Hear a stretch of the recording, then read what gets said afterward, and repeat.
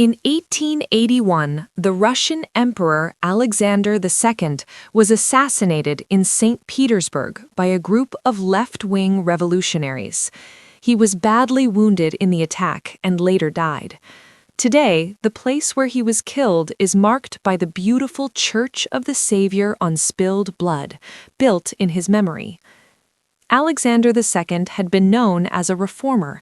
Many people called him the Liberator because he freed millions of Russian serfs, peasants who were tied to landowners, in 1861. However, not everyone believed his reforms were good for the country.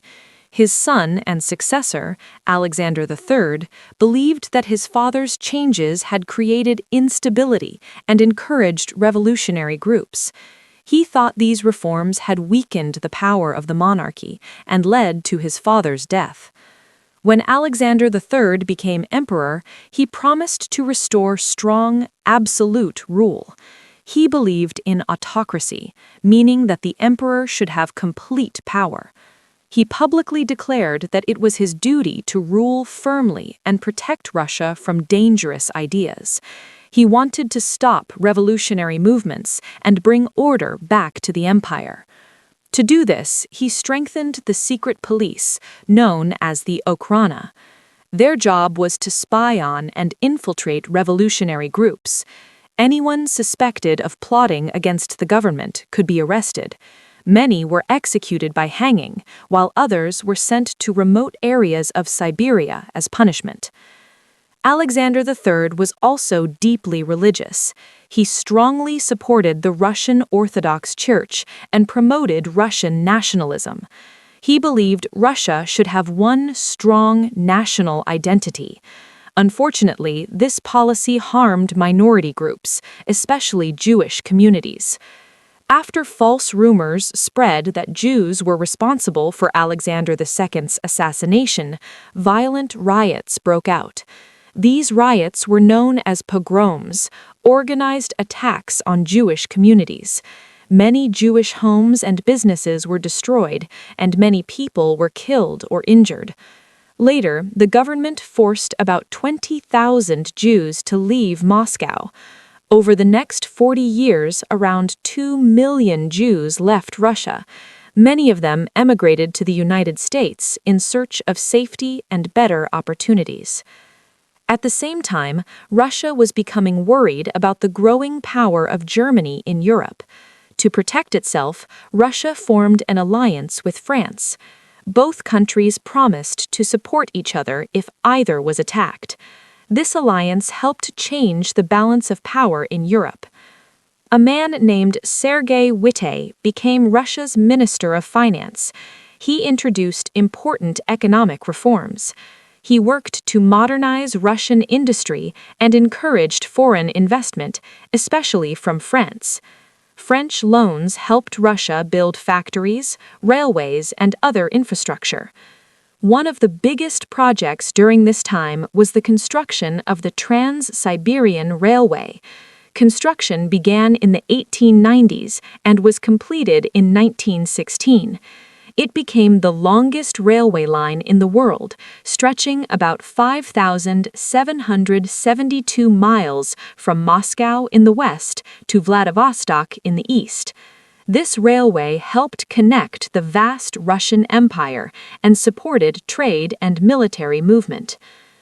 After Alexander III died, his son Nicholas II became emperor. His rule began with tragedy.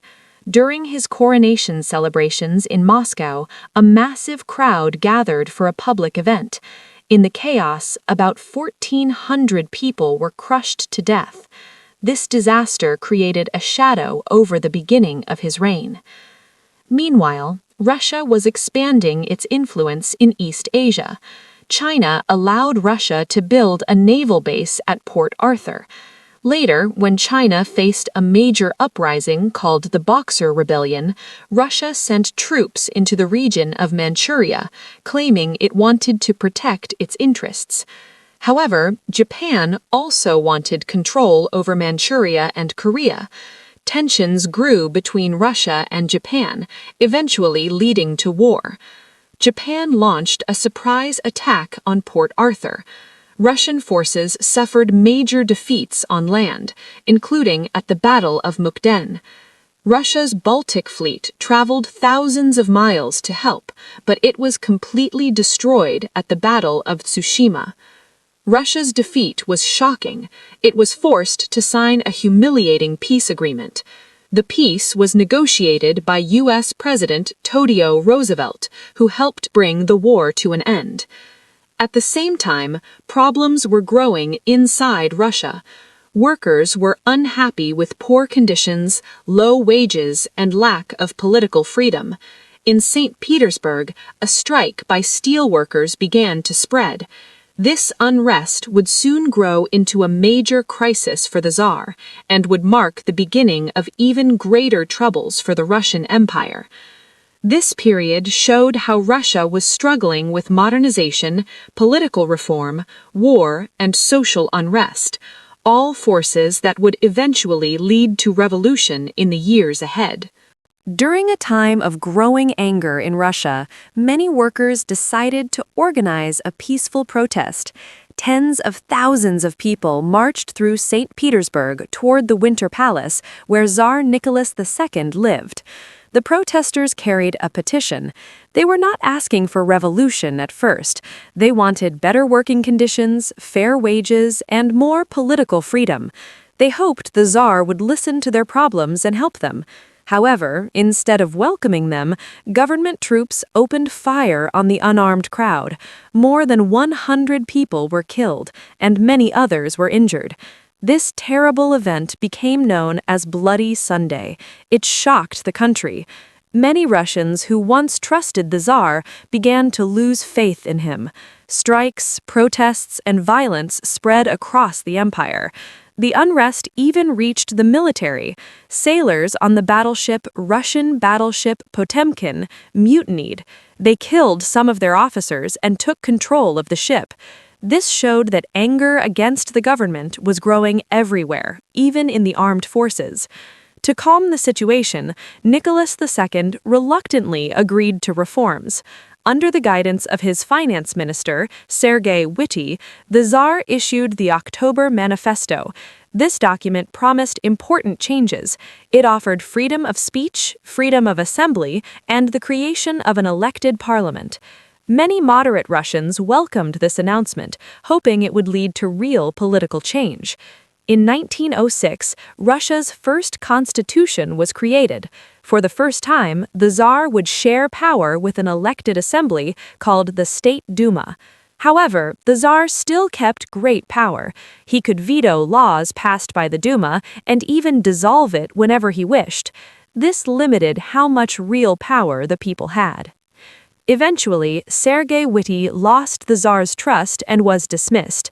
The new prime minister, Pyotr Stolypin, introduced land reforms to help peasants become landowners and improve farming. At the same time, he dealt very harshly with revolutionaries. Many rebels were executed. The hangman's noose became so common that people gave it a nickname, Stolypin's necktie. Despite surviving several assassination attempts, Stolypin was eventually shot and killed in 1911 at the Kiev Opera House. Around this time, a mysterious man named Grigory Rasputin became close to the royal family. Rasputin was a Siberian faith healer. He gained influence because he seemed able to ease the suffering of the Tsar's son Alexei, who had hemophilia, a serious blood disease. Many nobles and politicians disliked Rasputin and believed he had too much influence over the royal family. Despite political tensions and occasional violence, Russia's economy was growing rapidly. Industry and agriculture were expanding. By the early 1900s, Russia had one of the fastest-growing economies in Europe. Many ordinary Russians still remained loyal to the Tsar and believed the future looked promising. In 1914, a major event in Europe changed everything. In the city of Sarajevo, a Slavic nationalist assassinated Archduke Franz Ferdinand, the heir to the Austro-Hungarian throne. This assassination caused a serious international crisis. When Austria-Hungary declared war on Serbia, Nicholas II decided to support Serbia, a fellow Slavic nation. He ordered the Russian army to mobilize. Germany, which was allied with Austria-Hungary, saw this as a threat and declared war on Russia. Soon, Europe's system of alliances pulled many other countries into the conflict. This was the beginning of World War I. At first, Russia experienced a wave of patriotic excitement. To sound less German, the capital city's name was changed from St. Petersburg to Petrograd. Russian troops invaded East Prussia but suffered heavy defeats at the Battle of Tannenberg and the First Battle of the Masurian Lakes. Russia had more success against Austria-Hungary, but the victories came at a very costly lives. By 1915, Russian losses were so severe that the army had to retreat. In 1916, General Brusilov launched a major attack against Austrian forces, known as the Brusilov Offensive. It was one of Russia's most successful operations during the war. However, the casualties were enormous. The Russian army became too weak to launch further major offensives. Meanwhile, in Petrograd, anger grew against Rasputin. Many nobles believed his influence over the Tsar and Empress was damaging the country, especially during wartime. His presence at the heart of government created suspicion and resentment among powerful Russians. As the war dragged on, Russia faced huge military losses, economic problems, and political instability. Food shortages and rising prices caused suffering among ordinary people. Although Russia once seemed strong and hopeful, the pressures of war and internal conflict were pushing the empire toward a breaking point. Many powerful aristocrats in Russia strongly disliked Grigory Rasputin. They believed he had too much influence over the royal family, especially during wartime. In 1916, Rasputin was murdered by a group of nobles. Some stories later suggested that British agents may also have helped in the plot, although this has never been fully proven. His death, however, did not solve Russia's problems. The war was putting unbearable pressure on the country. During World War I, Russia suffered huge losses on the battlefield. Millions of soldiers were killed, wounded, or captured. The army often lacked proper weapons, supplies, and leadership. At the same time, in the cities, economic mismanagement caused serious problems. Food became scarce, prices rose sharply, and many families struggled to survive. In Petrograd, workers became increasingly angry. They went on strike and organized demonstrations to demand bread and better conditions. When troops were ordered to stop the protests, something unexpected happened. Many soldiers refused to fire on the crowds. Instead, they joined the protesters. This was a turning point. It showed that the government had lost control of the capital. At that moment, Tsar Nicholas II was away from the capital, traveling on his imperial train. Senior politicians and military generals met him and gave him a clear message.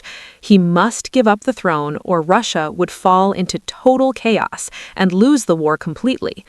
Realizing the seriousness of the situation, Nicholas agreed. In March 1917, he abdicated the throne. He first offered the crown to his brother, Grand Duke Michael. However, Michael refused to accept it unless the people supported him through a democratic vote. This effectively ended the monarchy.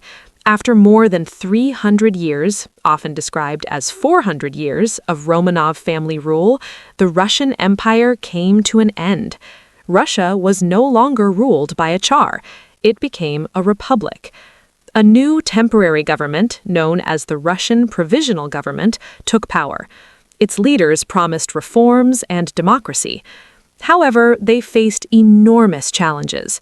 The war was still continuing, the economy was collapsing, food shortages and inflation were getting worse. The new government struggled to maintain order and authority. At the same time, ordinary people began forming their own councils, called Soviets. These councils were made up of workers, soldiers, and peasants. The most powerful of these was the Petrograd Soviet. It became so influential that it acted like a rival government, challenging the authority of the Provisional Government. As frustration grew, a radical political group known as the Bolsheviks gained support. Their leader, Vladimir Lenin, promised peace, land, and bread. He called for an immediate end to the war, the redistribution of land to peasants, and full power for the Soviets. These ideas were very popular among people who were tired of suffering. In October 1917, the Bolsheviks decided to seize power. The operation was carefully organized by Leon Trotsky. Bolshevik Red Guards moved quickly and took control of key buildings in Petrograd. They stormed the Winter Palace, where members of the Provisional Government were meeting. The government leaders were arrested with little resistance. This event became known as the October Revolution. After it, Lenin and the Bolsheviks were in control of Russia. The country had taken a bold and dangerous path. Inspired by the ideas of Karl Marx, the new leaders aimed to build the world's first communist state, where private property would be abolished and wealth would be shared among the people. However, taking power was only the beginning. Russia soon descended into a brutal civil war between the Bolsheviks, the Reds, and their enemies, the Whites, who included monarchists, liberals, and foreign forces. The conflict would become one of the bloodiest civil wars in history.